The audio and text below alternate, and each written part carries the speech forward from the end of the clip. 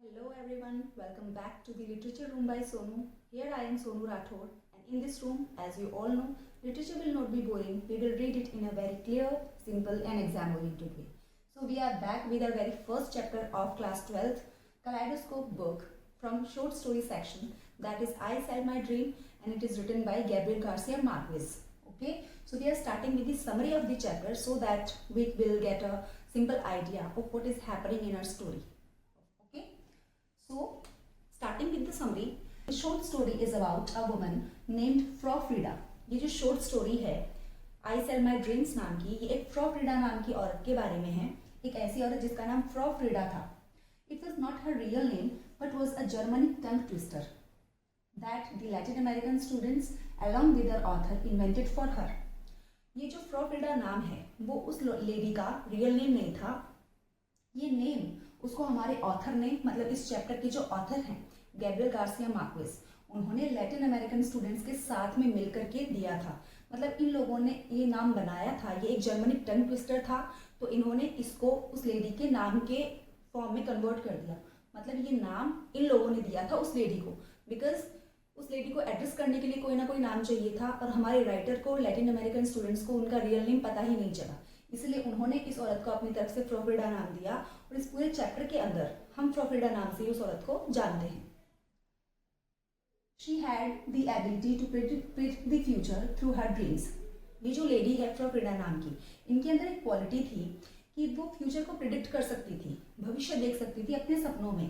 That means कि वो अपने सपने में देख सकती थी कि कल या आगे आने वाले फ्यूचर में क्या होने वाला है. She used this talent as a strategem for survival, to gain financial independence and control over a wealthy family. उन्होंने, फ्रॉ फ्रीडा ने, अपने इस टैलेंट को यूज किया एक स्ट्रेटेजी के तौर पे, जिससे कि वो पैसे कमा सके, लाइवलीहुड कमा सके, अर्निंग कर सके और अपना सर्वाइवल कर सके, जिससे कि उनको फाइनेंशियल इंडिपेंडेंस भी वो अचीव कर सके. दैट मीन्स फाइनेंशियली इंडिपेंडेंट हो सके वो, और वियना के अंदर एक बहुत ही रिच और वेल्दी प्रॉस्परस फैमिली थी, उसके ऊपर भी वो कंट्रोल कर सके. She used to wear a golden serpent ring with emerald eyes in her right forefinger. और इनकी सबसे बड़ी जो क्वालिटी थी, जो कैरेक्टरिस्टिक अपन बोल सकते हैं, वो ये था कि ये एक बहुत ही स्पेशल, एक इजिप्शियन गोल्डन रिंग पहना करती थी, जो कि सरपेंट की शेप में बनी हुई थी. उस सरपेंट की एमरल्ड आइज थी. That means dark green colour की आइज थी, और ये जो रिंग है वो अपनी राइट फोर फिंगर के अंदर पहना करती थी. Our author meets Frau Frida twice. हमारे ऑथर जो हैं उनकी फ्रॉ फ्रीडा से 2 बार मुलाकात हुई थी. फर्स्ट टाइम ही met her in Vienna, where she advised him to leave Vienna and not to return back at least for 5 years. सबसे पहले जो हमारे राइटर की फ्रॉ फ्रीडा के साथ में मीटिंग हुई थी वो वियना के अंदर हुई थी. Vienna is the capital of Austria. वहाँ पर उनकी फर्स्ट मीटिंग हुई थी, जहाँ पर फ्रॉ फ्रीडा ने प्रिडिक्ट किया था कि हमारे राइटर के साथ में फ्यूचर में कुछ बहुत ही बुरा होने वाला है, इसीलिए उनको तुरंत वियना छोड़ के चले जाना चाहिए और कम से कम 5 साल तक वियना वापस लौटकर नहीं आना है. तो ये उनकी पहली मुलाकात थी जब वो वियना के अंदर मिले थे. सेकेंड टाइम ही meet her in Barcelona, where the author recognised her and invited her for lunch. Second time जो उनकी मीटिंग हुई थी वो बार्सिलोना के अंदर हुई थी. Barcelona is the major city in Spain, बहुत बड़ा शहर है स्पेन के अंदर, जहाँ पे ऑथर फ्रॉ फ्रीडा को पहचान जाते हैं और फिर उनको अपने साथ में लंच करने के लिए वो इनवाइट करते हैं. तो ये उनकी सेकेंड मीटिंग थी. After 34 years he encounters a dead body of a woman in Havana. 34 साल बाद, 34 years के बाद में हवाना, जो कि क्यूबा की कैपिटल है, वहाँ पर हमारे राइटर थे. वहाँ पर उनको एक डेड बॉडी उन्होंने देखी. वो डेड बॉडी उनको उसी औरत की लगी.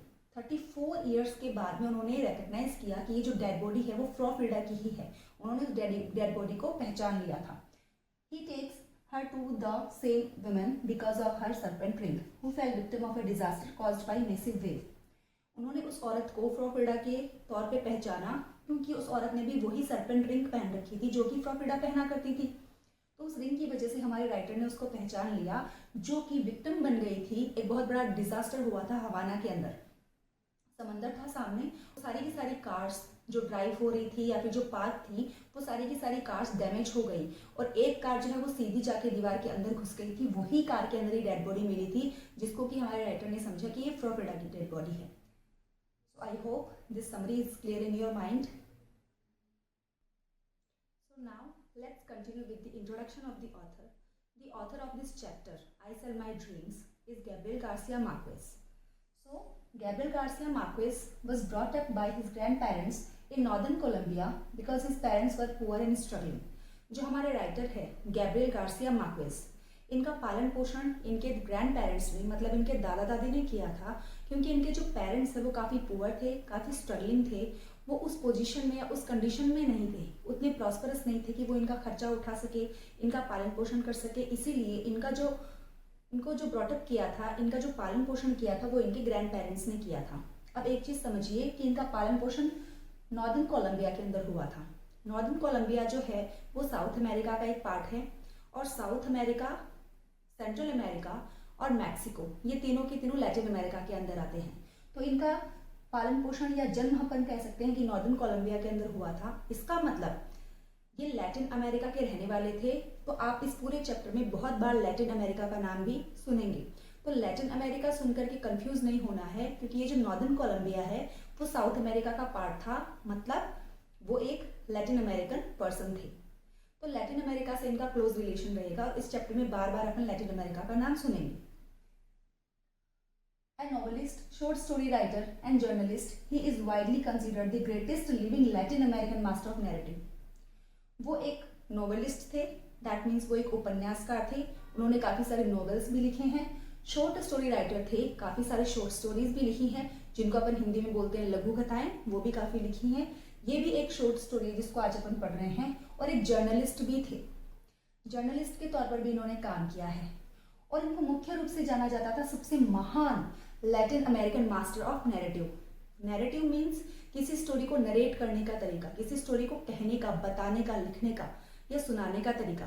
तो वो किसी भी स्टोरी को इतने अच्छे तरीके से नरेट किया करते थे, बताया करते थे या लिखा करते थे कि उनको इस नैरेटिव का मतलब नरेशन का मास्टर कहा जाता था। और ऑफ कोर्स वो लैटिन अमेरिका के रहने वाले थे, लैटिन अमेरिका के कल्चर से बिलोंग करते थे, इसीलिए उनको कहा जाता था Latin American master of narrative.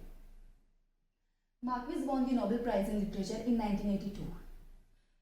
Gabriel Garcia Marquez को नोबेल प्राइज मिला लिटरेचर में काफ़ी अच्छे अच्छे काम करने के लिए, अच्छी अच्छी बुक्स और नॉवेल्स लिखने के लिए 1982 के अंदर। His two masterpieces are 100 Years in Solitude 1967 translated into 1970 and Love in the Time of Cholera 1985 translated into 1988। इनके दो मास्टरपीसेस काफ़ी फेमस हुए। ऑफ कोर्स ये एक लैटिन अमेरिकन राइटर थे, तो इनके दो मास्टरपीसेस जिन्होंने इनको लिटरेचर के फील्ड में काफ़ी फेमस किया, लिटरेचर के फील्ड में इनको नोबेल प्राइज विन करवाया। तो वो जो मास्टरपीसेस थे वो थे, पहला था 100 Years in Solitude, 100 साल अकेलेपन में। ये लिखा गया था 1967 के अंदर। 1967 के अंदर जब ये लिखा गया था तो ये जिस ओरिजिनल लैंग्वेज में लिखा गया था वो स्पेनिश थी, क्योंकि लैटिन अमेरिका के अंदर स्पेनिश लैंग्वेज चलती है, और क्योंकि ये एक लैटिन अमेरिकन राइटर थे तो इन्होंने स्पेनिश लैंग्वेज के अंदर इसको 1967 में लिखा, और बाद में इसको ट्रांसलेट किया 1970 के अंदर इंग्लिश के अंदर। तो ओरिजिनली इनका ये जो वर्क है 100 Years in Solitude, ये 1967 में स्पेनिश लैंग्वेज में लिखा गया था, और 1970 के अंदर इसको इंग्लिश में ट्रांसलेट किया गया था। और इनका दूसरा जो मास्टरपीस है love in the time of cholera, cholera के टाइम पे लव, तो ये जो है 1985 में लिखा गया, जो कि स्पेनिश लैंग्वेज में लिखा गया था अगेन, और इसको ट्रांसलेट किया गया था इंग्लिश लैंग्वेज के अंदर 1988 के अंदर। तो ये दो इनके मास्टरपीसेस है जिनकी वजह से वो लिटरेचर के फील्ड में काफ़ी फेमस हुए, लोग इनको काफ़ी जान पाए। His themes are violence, solitude, the overwhelming need for love। इन्होंने जिन थीम्स के साथ में अपने वर्क्स में, अपने नॉवेल्स में, अपने शॉर्ट स्टोरीज में डील किया है, वो थीम्स हैं स्पेशली वॉयलेंस, हिंसा, वो क्रूअल्टी, वॉयलेंस के बारे में बताते हैं, सॉलिट्यूड, अकेलेपन के बारे में, लोनलीनेस जिसको अपन कहते हैं उसके बारे में उन्होंने डील किया है थीम्स के अंदर, and the overwhelming need for love, और किसी इंसान के अंदर कितनी इंटेंस नीड होती है, कितनी एक्सेसिवली वो नीड करता है प्यार के लिए, लव के लिए किसी इंसान के अंदर कितनी इंटेंसिटी होती है, वो उन्होंने शो करी है अपने वर्क्स के अंदर। This story reflects, like most of his works, a high point in Latin American magical realism. It is rich and lucid, mixing reality with fantasy. ये स्टोरी रिफ्लेक्ट करती है, मतलब बताती है, जैसे कि बाकी के उसके अदर वर्क्स भी बताते हैं। क्या बताते हैं? Latin American magical realism. अब लैटिन अमेरिकन में आपको समझा चुकी हूँ इसका क्या मतलब है। मैजिकल रियलिज्म, मैजिकल रियलिज्म का मतलब है कि कुछ ऐसी एक्स्ट्रा ऑर्डिनरी एलिमेंट्स, कुछ ऐसे मैजिकल या सुपर नेचुरल एलिमेंट्स जिनको इस तरीके से प्रेजेंट करना जो डेली लाइफ के साथ में, हमारी normal day to day life के साथ में आप उनको कनेक्ट कर सको, आप उनको मिक्स करके दिखा सको। तो ये उनका एक बहुत बड़ी क्वालिटी थी, बहुत बड़ा उनका प्लस पॉइंट था कि वो लैटिन अमेरिकन मैजिकल रियलिज्म के साथ में बहुत अच्छी तरीके से डील करते थे। वो सुपर नेचुरल थिंग्स को, मैजिकल चीज़ों को, जादुई या फिर जो चीज़ें इस दुनिया की है ही नहीं, उन चीज़ों को हमारी डे टू डे लाइफ के साथ में जोड़ करके, कनेक्ट करके इस तरीके से प्रेजेंट कर देते थे कि वो नॉर्मल ह्यूमन बीइंग के लिए एक्सेप्टेबल हो जाती थी, वो बिल्कुल भी ऑड नहीं लगती थी। जैसे कि इस चैप्टर के अंदर एक ऐसी औरत के बारे में बताया है जो फ्यूचर प्रिडिक्ट कर सकती है। तो फ्यूचर प्रिडिक्ट करना किसी नॉर्मल इंसान का काम नहीं है। ये जो है एक सुपर नेचुरल पावर है, एक एक्सेप्शनल एबिलिटी है। तो इसको इन्होंने काफ़ी फॉर्मल तरीके से, मतलब काफ़ी नॉर्मल तरीके से लोगों के बीच में प्रेजेंट किया है और लोगों को उसके लिए एक्सेप्टेबल वे में भी दिखाया गया है। It is rich and lucid, mixing reality with fantasy. और ये जो इसका वर्क है ये काफ़ी रिच है, मतलब इसके अंदर काफ़ी सारे अपन को फैक्ट्स मिलेंगे, काफ़ी डिटेल्स मिलेंगी, काफ़ी अलग अलग लिटरेरी एलिमेंट्स मिलेंगे और काफ़ी ल्यूसिड है। ल्यूसिड मीन्स काफ़ी क्लियर है, टू द पॉइंट है, कंफ्यूजिंग नहीं है, पढ़ते ही समझ आ जाएगा, इतना क्लियर है।